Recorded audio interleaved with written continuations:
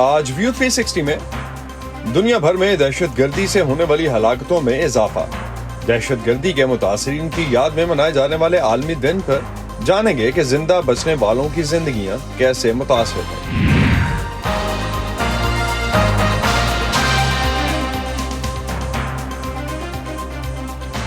Voice of امریکہ کے Washington studios میں آپ سب کو خوش آمدید۔ آپ دیکھ رہے ہیں پروگرام ویو 360 اور میں ہوں اسد اللہ خالد۔ ایک عالمی تھنک ٹینک کی طرف سے جاری کیے گئے گلوبل ٹیررزم انڈیکس کے مطابق گزشتہ سال دنیا بھر میں دہشت گردی سے ہونے والی ہلاکتوں میں نمایاں اضافہ ہوا، جبکہ ایک Pakistani think tank Pakistan institute for conflict and security studies کی گزشتہ سال کی ایک رپورٹ کے مطابق پاکستان میں سال 2013 کے بعد سب سے زیادہ خودکش حملے 2023 میں ریکارڈ کیے گئے۔ 2022 کے مقابلے میں گزشتہ سال ملک میں خودکش حملوں کی تعداد میں 93% اضافہ ہوا، جبکہ ان حملوں کے نتیجے میں ہلاکتوں کی شرح 226% بڑھی۔ ایک اور Pakistani think tank centre for research and security studies کے اعداد و شمار کے مطابق پاکستان میں اس سال کی دوسری سہ ماہی میں دہشت گردی کے 240 واقعات اور انسداد دہشت گردی کے آپریشنز کے نتیجے میں عام شہریوں اور سیکیورٹی اہلکاروں سمیت 380 افراد ہلاک ہوئے۔ آج دہشت گردی کے متاثرین کے عالمی دن کے موقع پہ ہم جاننے کی کوشش کریں گے کہ کیسے اس افریط کی وجہ سے دنیا کے لاکھوں خاندانوں کی زندگیاں تباہ ہو چکی ہیں۔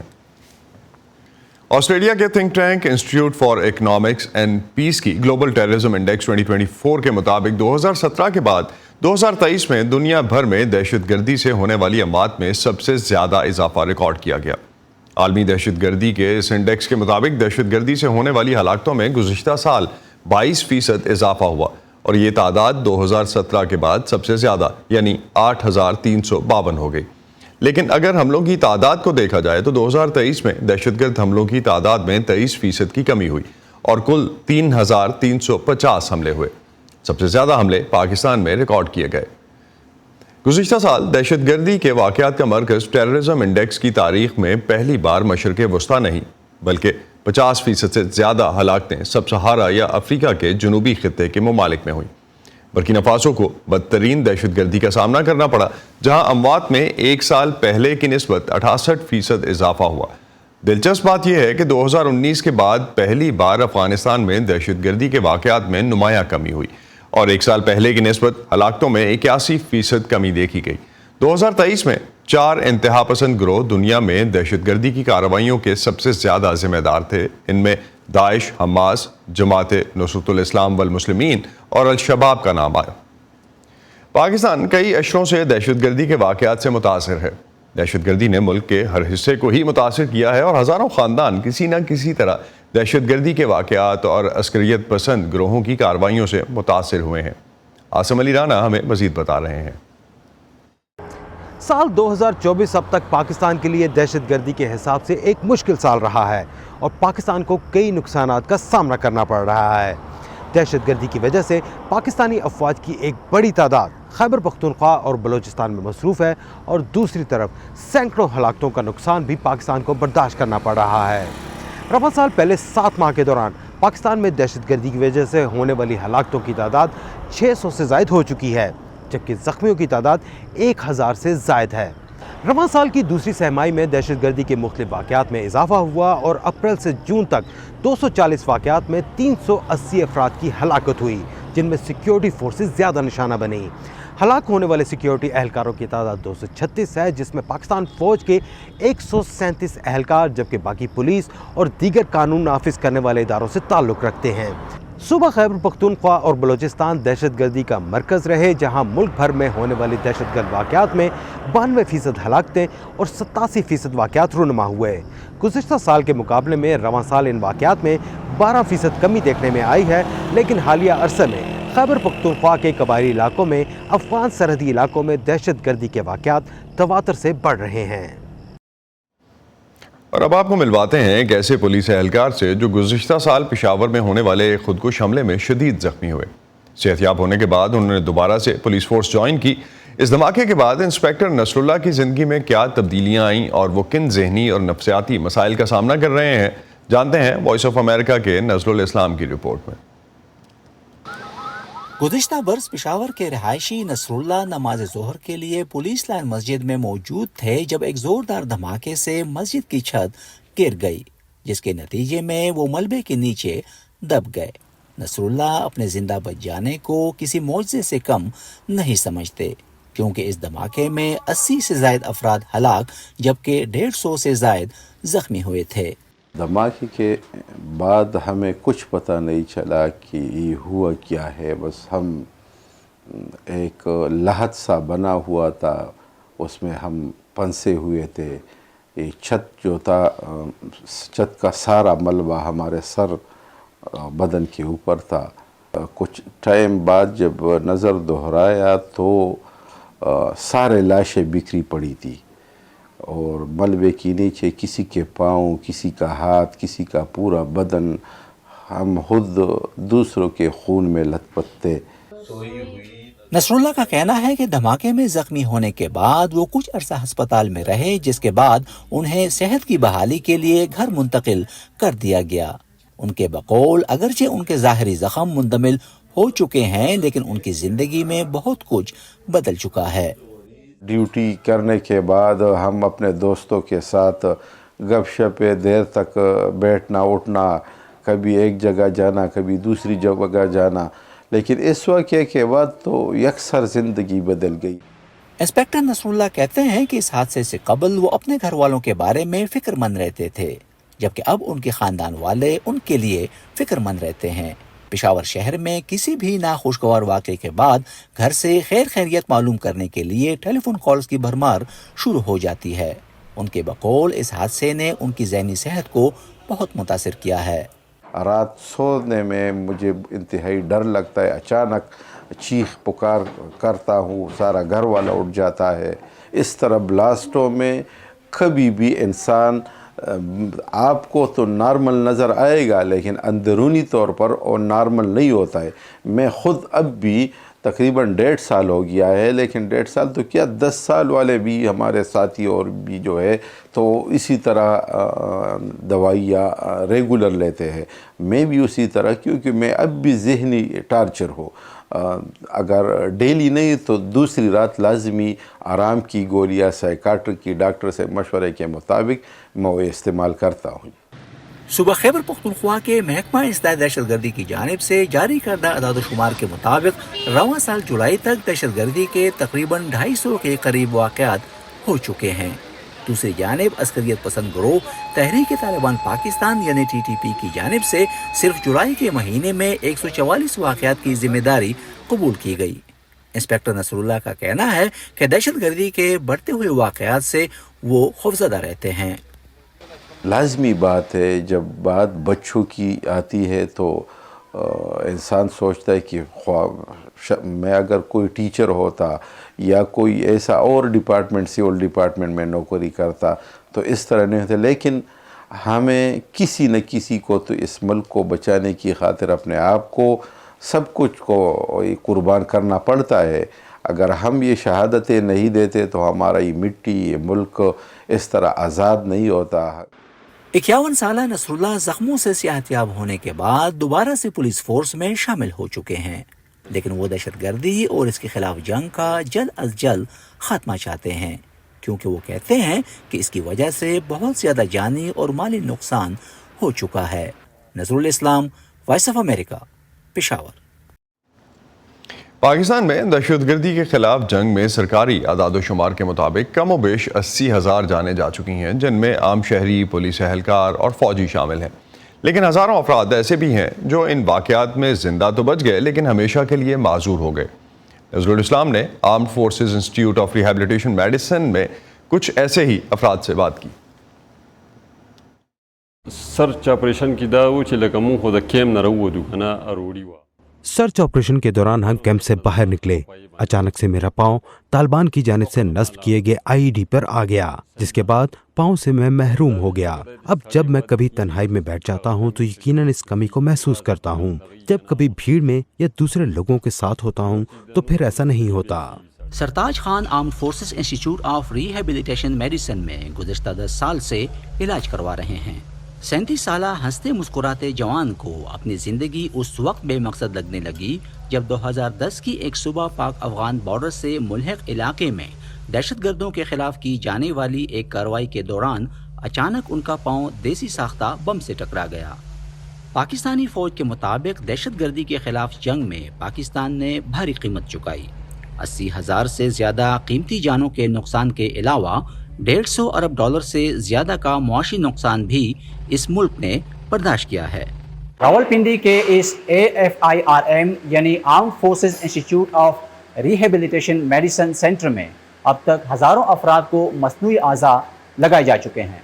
हुकाम का कहना है कि अगरचे मुल्क में दहशतगर्दी की कार्रवाइयों में नुमायां कमी के बायस नए केसेस कम हो गए हैं, ताहम पुराने केसेस की ट्रीटमेंट मुस्तकिल बुनियादों पर हो रही है।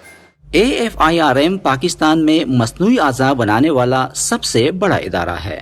इंतज़ामिया का कहना है कि इब्तदाई बरसों में ज़्यादातर सामान दरामद किया जाता था, ताहम वक्त गुजरने के साथ साथ अब 90% अशिया मकामी सतह पर तैयार की जा रही हैं।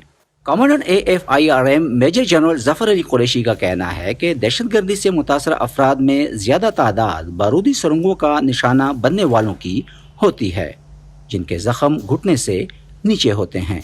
जख्मी फौजियों के इलाज के बाद उन्हें मैदान जंग के बजाय दूसरे शोबों में जाने के लिए तरगीब और ट्रेनिंग भी यहाँ दी जाती है। हमारे यहाँ हम लोगों ने थेरेपीज शुरू की हुई हैं, जिसको हम वोकेशनल थेरेपी कहते हैं, जिसमें हम इन लोगों को ट्रेन करते हैं कंप्यूटर के अंदर, इनको ट्रेन करते हैं इलेक्ट्रिकल अप्लायंसेस ठीक करने में, मोबाइल रिपेयर वर्कशॉप, हौजरी का काम, दर्जी का काम। तो जो अगर अपनी इंडिपेंडेंट लाइफ गुजारना चाहता है और वो जाना चाहता है तो हम उसको प्रॉपर्ली सर्टिफाई करके भेजते हैं यहाँ से, वो अपना काम शुरू कर सकता है। दहशतगर्दी के वाक़यात में नुमाया कमी के बावजूद फौजियों को दरपेश खतरात ख़त्म नहीं हुए। गुज़िश्ता बरस हवालदार सरदार खान को उस वक्त अपने दोनों हाथों से महरूम होना पड़ा जब वो एक सर्च ऑपरेशन के दौरान देसी साख्ता बारूदी सुरंग को नाकारा बनाने जा रहे थे कि अचानक ज़ोरदार धमाका हुआ। हाथ में कट गए, उड़ गए। उसके बाद मैं बेहोश हुआ। उधर से मुझे लाया गया फर्स्ट एड के लिए किले में, वहाँ से फर्स्ट एड दिया और फिर उसी टाइम ही खैबर एजेंसी और खैबर अस्पताल में लाया गया CMS में। उधर मेरा ऑपरेशन हुआ तो मुझे महसूस तो ज़रूर हुआ कि हाथ चले गए, लेकिन ऐसा ऐसा वक्त गुजरने के साथ साथ फिर इधर आके मुझे पता चला कि AFIR में भेज रहे हैं, उधर हाथ लगते हैं। तो मैंने अभी हाथ लग रहे हैं, काफ़ी बेहतर महसूस कर रहा हूँ। उम्मीद है कि अपना काम कर पाऊँगा। AFIRM की इंतज़ामिया का कहना है कि दीगर ममालिक की तरह पाकिस्तानी फ़ौज के जवानों में हैरान कुन तौर पर PTSD के केसेस की नौइयत बहुत कम है। इंतज़ामिया का कहना है कि पाकिस्तान अब प्रोसेसेस बनाने में मुकम्मल तौर पर खुद कफील हो चुका है और ज़ख्मी होने वाले जवानों के लिए जिम, फिजियोथेरेपी, साइकोलॉजिस्ट और दीगर खेलों की सहूलतों का बंदोबस्त किया गया है ताकि मरीज़ ज़हनी बीमारियों का मज़ीद शिकार न हो पाएँ। नसरुल इस्लाम, voice of America, Rawalpindi.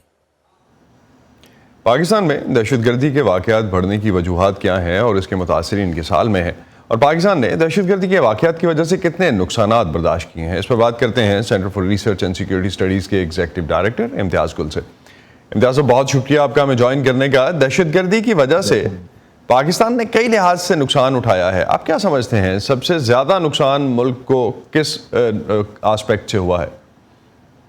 Basic मजमूई Pakistan को नुकसान ही नुकसान है, क्योंकि समझने वाली बात यह है कि गुज़श्ता तकरीबन 20 बरसों से पाकिस्तान हमेशा जो पाकिस्तान मनफी ख़बरों की ज़द में रहा है। यानी पाकिस्तान से ज़्यादातर जो भी ख़बर निकलती है वो मनफी होती है, या वो दहशतगर्दी का हमला होता है या फिर सेक्टेरियन जिसको फ़िरका वाराना वायलेंस है उससे जुड़ी होती हैं शिया सुन्नी, आपको मालूम ही है काफ़ी अरसे से चल रहा है।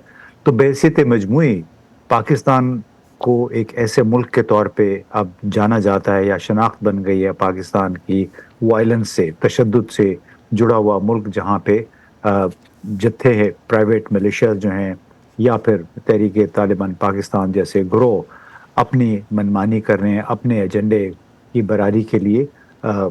ख़ास तौर पे उन्होंने सिक्योरिटी फोर्सेस को, पुलिस, पैरामिलिट्री और मिलिट्री, इन सब को निशाना बनाया हुआ है।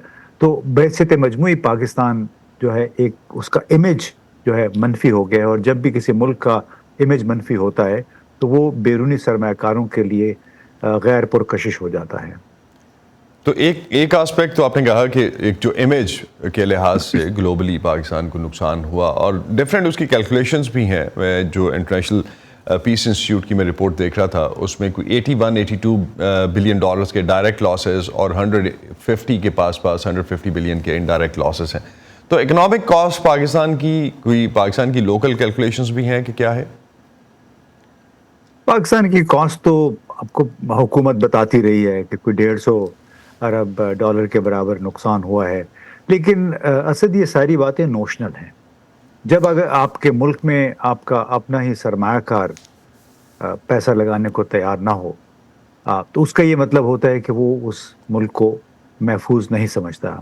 دوسری سب سے بڑی بات، جو بنیادی مسائل تھے پاکستان کے، جیسے فیڈرل بورڈ آف ریونیو میں اصلاحات کرنی ہیں، آن لائن ہماری پروکیورمنٹ نہیں ہوتی ہے، تو جو ٹیکسیشن نظام ہے خاص طور پہ، اس کی وجہ سے پھر بہت سارے لوگ چلے گئے ہیں، اور جب اگر کوئی آنے کی کوشش بھی کرتا ہے تو فیڈرل بورڈ آف ریونیو کے ریگولیشنز یا قوانین و ضوابط اس طرح کے ہیں کہ کوئی بھی پاکستان آنے کو ترجیح نہیں دیتا۔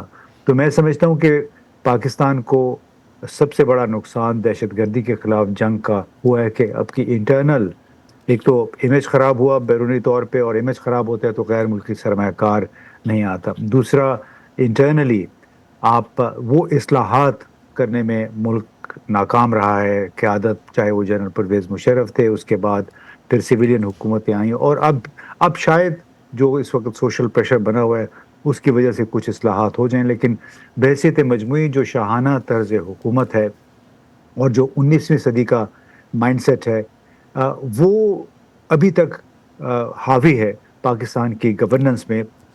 اور بنیادی طور پہ وجہ یہ کہ بہت توجہ کافی عرصے تک دہشت گردی کے خلاف جنگ پہ رہی، اور جو پاکستان کی فوج ہے وہ اس کا فوکس ادھر رہا۔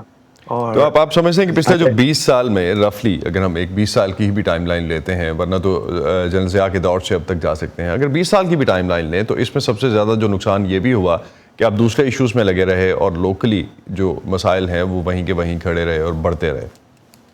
جی، بنیادی طور پہ دیکھیں، جب ہمارے جیسے ملک میں اگر فوج براہ راست سیاسی معاملات میں آ جاتی ہے، مداخلت کرتی ہے، اس میں اس کی انوالومنٹ ہے نیشنل سیکیورٹی کمیٹی کے ذریعے، تو اس کا فوکس پھر اپنے اصل کام سے ہٹ جاتا ہے، اور ساتھ ہی جو سویلین سیگمنٹ آف گورننس ہے ان کو ایک جھجک سی محسوس ہوتی ہے۔ وہ فوج کی موجودگی میں کھل کے بات نہیں کرتے ہیں، کوئی فیصلے نہیں کر پاتے ہیں۔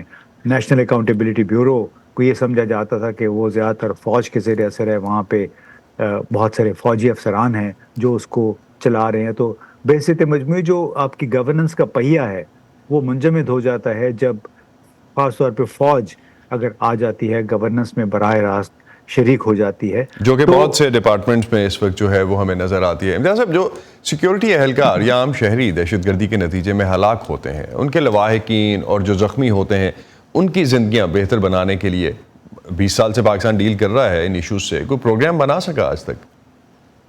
کوئی باقاعدہ پروگرام تو نہیں بن سکا جہاں تک مجھے علم ہے۔ ہوتا یہ ہے کہ یہ بھی بس سیاسی بنیادوں پہ اعلانات ہوتے رہتے ہیں۔ کمپنسیشن کا حکومت اعلان کر دیتی ہے۔ ابھی پنجگور کے ڈپٹی کمشنر ایک دہشت گردی کے واقعے میں شہید کیے گئے، تو ان کے لیے ہمارے وزیر داخلہ گئے ان کے گھر اور 2 کروڑ روپے کی امداد کا اعلان کر کے آ گئے۔ تو یہ جو بات میں پہلے کر رہا تھا، یہ اس چیز کی غمازی کرتا ہے کہ ہمارے جو سیاسی اشرافیہ ہے وہ بجائے نظام کو بہتر کرنے کے، ان جو ہمارے اس وقت مسائل ہیں ان سے متاثرین کے لیے باقاعدہ نظام بنانے کی بجائے یہ پاٹ ہول ایک اپروچ ہے کہ کوئی اعلیٰ افسر اگر مارا جاتا ہے تو اس کے لیے 2 کروڑ 3 کروڑ کا اعلان کر دیا، حالانکہ آج سے 1 ہفتہ پہلے 5 مزدور تھے، ان کو گولیاں مار کے ہلاک کر کے اور درختوں اور بجلی کے کھمبوں کے ساتھ ان کی لاشیں لٹکا دی گئیں۔ میں سوچ رہا ہوں کہ کیا ان کے لیے بھی کوئی حکومت نے اعلان کیا؟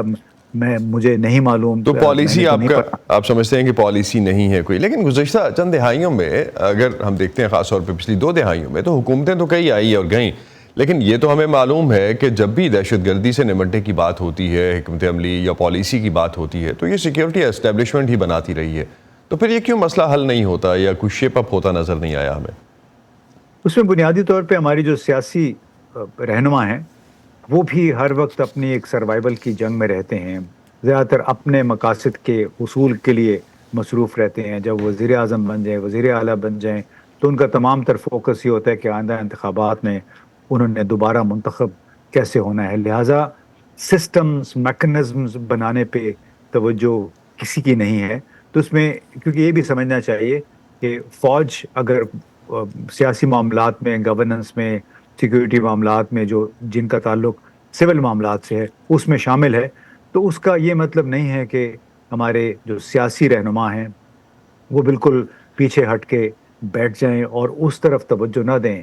یعنی ملک کے اور عوام کے جو طویل المیعاد نوعیت کے مسائل ہیں یا جو چیلنجز ہیں, ان کے لیے اسٹریٹجیز کوئی نہیں بن پاتی ہیں. یعنی آپ نے دیکھا ہوگا کہ پنجاب میں جب سے مریم نواز صاحبہ آئی ہیں تو انہوں نے اسکیموں کی کئی درجن اسکیموں کا اعلان کر دیا ہے, اور حالانکہ یہ وہ ملک ہے بحیثیت مجموعی جس کی آمدنی اس کے اخراجات سے 50% سے بھی کم ہے. ہم قرضوں پہ رہنے والا ملک ہے, لیکن بڑے جس شاہانہ انداز میں پنجاب کی وزیر اعلیٰ اس وقت حکمرانی کر رہی ہیں, اسکیم پہ اسکیم اعلان کر رہی ہیں, اس سے یہ ظاہر ہوتا ہے کہ یہ لوگ بنیادی طور پہ اپنے اگلے الیکشن پہ ان کی توجہ مرکوز ہوتی ہے. ملک کی بہتری یا پالیسی کے لحاظ سے جو ہے وہ کویشچن مارکس رہتے ہیں. صاحب لاسٹ میں پاکستان میں دہشت گردی کے واقعات میں جو عسکریت پسند گروہ ملوث ہیں, ان کا تعلق ملک سے باہر کے خطے کے حالات سے بھی ہے. کیا ملک کے پاس کوئی قابل عمل حکمت عملی ہے ایسی جس سے ان گروہوں سے نمٹا بھی جا سکے؟ بیکاز ابھی تو وہ بلیم گیم چلتی ہے, افغانستان کچھ کہتا ہے, پاکستان کچھ کہتا ہے,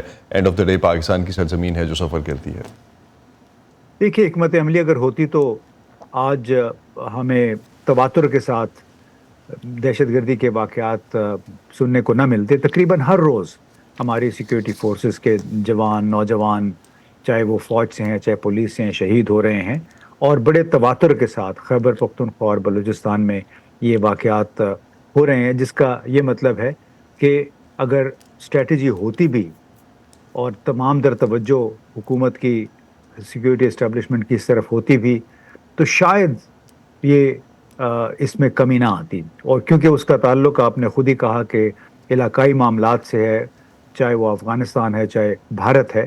اور میں تو یہ سمجھتا ہوں ذاتی طور پہ کہ جب سے نریندر مودی برسر اقتدار آئے ہیں بھارت میں, اور پھر خاص طور پہ جب سے کلبھوشن جادو جو ان کا ایک جاسوس تھا پاکستان نے پکڑا, اس کے بعد سے بھارت میں ایک پنش پاکستان پروجیکٹ شروع ہوا. یعنی پاکستان کو سزا دینے کا پروجیکٹ شروع ہوا تاکہ پاکستان کو دبایا جا سکے, پاکستان کو مجبور کیا جا سکے بھارت کی بات ماننے پہ. اس پروجیکٹ کے تحت میں سمجھتا ہوں کہ جتنا بھی کام اس وقت دہشت گردی سے جڑے ہوئے جتنے بھی گروہ ہیں, چاہے وہ بلوچ گروپ ہیں, چاہے وہ TTP ہے, چاہے بلوچ لبریشن فرنٹ ہے یا بلوچ ریپبلکن آرمی ہے, یہ سب کسی نہ کسی طریقے سے میں سمجھتا ہوں اس ایجنڈے کے ساتھ جڑے ہوئے ہیں. ورنہ لیکن کیا آپ کو کیا لگتا ہے کہ بھارت کیا منوانا چاہتا ہے اس وقت؟ میرے پاس کوئی 20 سیکنڈ ہے, کوئکلی اگر آپ اس پہ رسپونڈ کر سکیں تو. بھارت وہی چاہتا ہے کہ جس طرح نیپال ہے, جس طرح بنگلہ دیش ہے, پاکستان بس ویسے ہی بیہیو کرے. لیکن بھارت کی جو اس وقت اسٹرینتھ ہے اس کے مقابلے میں شاید اس کی ضرورت, اس پہ بھی ایک ڈیبیٹ الگ رہتی ہے امتیاز صاحب. نہیں, بھارت کی اسٹرینتھ کو چھوڑیں, لیکن اس میں کہ پاکستان کو دبائے رکھنا ہے, کیونکہ اس علاقے میں آپ سمجھتے ہیں کہ یہ اسٹریٹجی ہے ان کی پاکستان ہے ریجن کے لیے. بہت بہت شکریہ, بہت بہت شکریہ امتیاز گل, آپ ہمارے ساتھ تھے. ناظرین, اسی پہ ختم کرتے ہیں آج کا ویو 360. اسٹے سیف, اور اسد اللہ خالد کو اجازت دیجیے. خدا حافظ.